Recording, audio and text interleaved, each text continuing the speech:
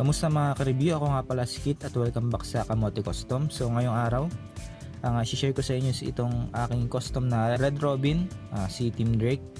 Ayan, so hindi siya 100% accurate sa comics at saka sa animated series kasi parang pinag-mash up ko. So ito kasi yung gusto kong design. Yung all red siya, gaya sa comics. So unahin natin yung sa comics. Ayan, yung belt buckle kagaya sa comics. Tapos pagdating naman sa The New Batman Adventures, ang kinuha ko dun is yung design ng chest niya. Okay, na tatlong guhit lang. Ayoko kasi yung apat na na stripe na yellow. So parang reminiscence lang ng The New Batman Adventures. Tapos yung cape, ganun yung itsura sa The New Batman Adventures. Kinuha ko rin yung sa gloves niya sa forearm.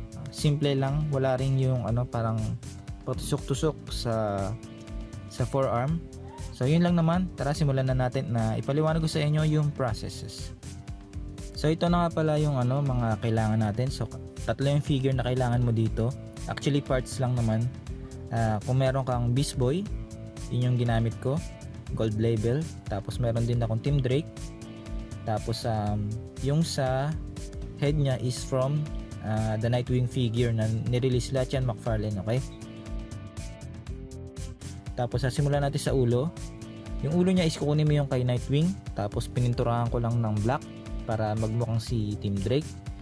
Tapos sa cape naman, tela yan na itim, tapos dilaw. Kung mapapansin nyo, pinagpatong ko lang, pinagdikit ko lang yan. So ang pandikit na ginamit ko dyan is itong fabric glue, okay? Yan, tingnan nyo sa picture, yan yung ginamit ko.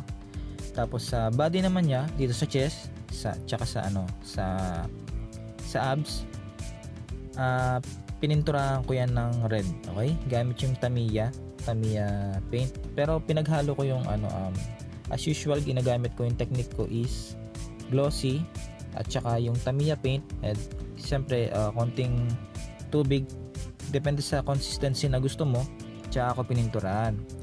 Tapos yung sa kamay naman ni Beast Boy, binura ko yung mga kulay puti-puti. Yung sa legs niya naman wala rin problema dahil kulay pula na rin naman yun. Inaceton ko. Tapos ayun, okay na yun. Tapos sa kamay naman, hindi mo gagamitin yung kamay ni Beast Boy. Gagamitin mo is yung kamay ni Tim Drake. Okay, kukunin mo yun. Tapos ididikit mo dito. Tapos sa paa naman, ganun din, kukunin mo din yung paa ni Tim Drake, tapos ilalagay mo sa body back ni Beast Boy. Yan. Tapos yung nakikita nyo naman yung sa forearm niya na gloves, lang yan, shrink tube na kulay itim. At saka sa paa, ganun din, shrink tube na kulay itim. Tapos etong trunks niya is from Tim Drake. Yan. Tapos yung sa belt niya, kung mapapansin nyo, galing din yan dun sa Tim Drake, pero inarrange ko lang ng maayos. Kumbaga, finagiling na kailangan, may kailangan kang ikat, may kailangan kang idikit, okay, para lang pumantay siya. Ayan, basta yung bilog nya is nilagay ko sa gitna.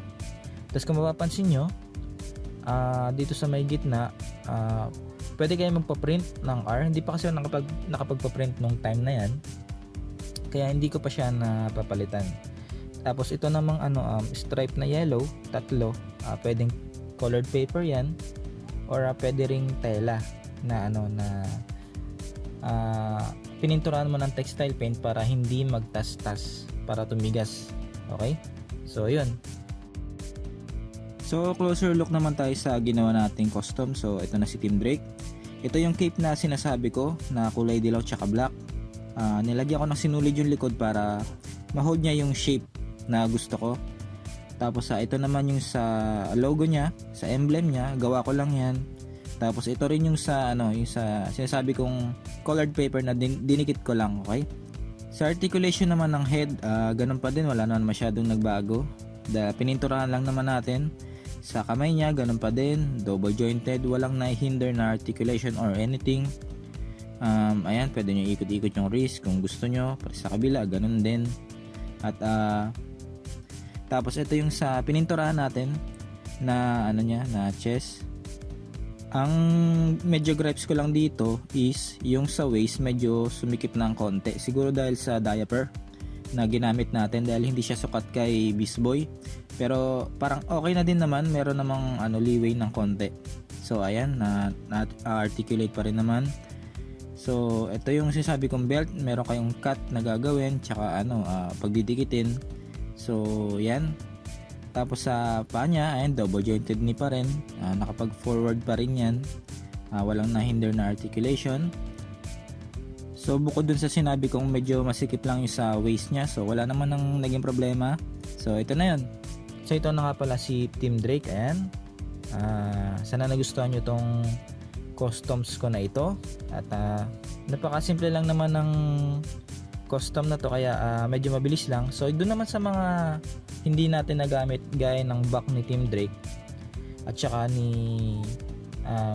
Nightwing, yung mga natira, huwag kayong mag-alala, kinustomize ko rin yun. Walang nasasayang sa mga sa mga ginagawa kong customs. Okay? So ito na nga pala si Team Drake. Ayan, maraming salamat sa panonood nyo. At kung di pa nga pala kayo nakasubscribe, please like and subscribe. Makakatulong yun sa channel natin. And of course, nandyan sa baba yung link ng mga social media account, like Instagram tsaka Facebook. So follow nyo lang yun para makita nyo yung mga gallery. At sana nagustuhan nyo tong custom na to. At marami pa ako dito ng custom na ipapakita sa inyo. At hanggang sa muli, makita-kita tayo. Salamat.